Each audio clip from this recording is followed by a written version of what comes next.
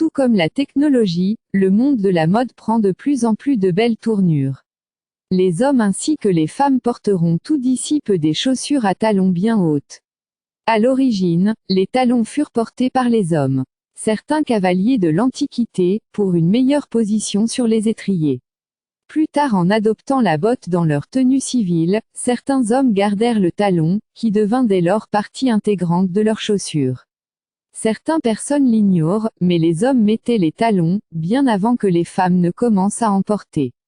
Les talons ont été à l'origine conçus pour eux, mais cela s'est estompé au cours des siècles. De nos jours, les talons hauts sont toujours associés à la mode féminine, bien que de plus en plus de célébrités perpétuent cette tendance pour les hommes. De nombreux types de chaussures à talons sont désormais disponibles.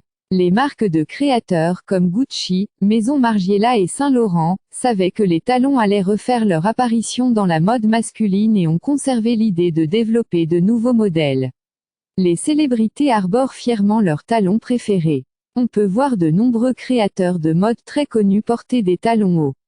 Je pense qu'il y a quelque chose d'incroyablement rafraîchissant dans le fait qu'un créateur masculin, tel que Marc Jacobs, accepte de porter des talons hauts, a déclaré Andrew Groves à propos du créateur de mode et professeur de stylisme à l'université de Westminster. Il a également déclaré « Les talons hauts sont devenus un symbole puissant de pouvoir et de statut, et paradoxalement de domination et de soumission. » Cependant, aux yeux de beaucoup, les hommes portant des chaussures à talons sont encore considérés comme étranges. Pour dire vrai, c'est encore un look qui provoque l'indignation de nombreuses personnes. L'histoire des chaussures à talons hauts remonte au Xe siècle. Contrairement à ce qui se passe aujourd'hui, à cette époque, les talons hauts n'étaient pas des accessoires de mode, ils ont d'abord été portés par la cavalerie perse dans le but de maintenir leurs chaussures dans les étriers lorsqu'ils montaient à cheval.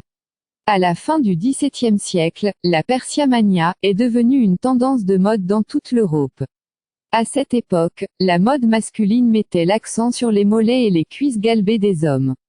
Cependant, comme les chaussures devenaient sexuées au cours du XVIIIe siècle en raison de la perception féminine qu'on en avait dès lors, les hommes ont cessé de les porter vers 1730. Mais heureusement ce look revient à eux et n'est-ce pas près de s'en aller d'aussitôt. Eh bien c'est la fin de cette vidéo, merci d'aimer puis de s'abonner, à très bientôt.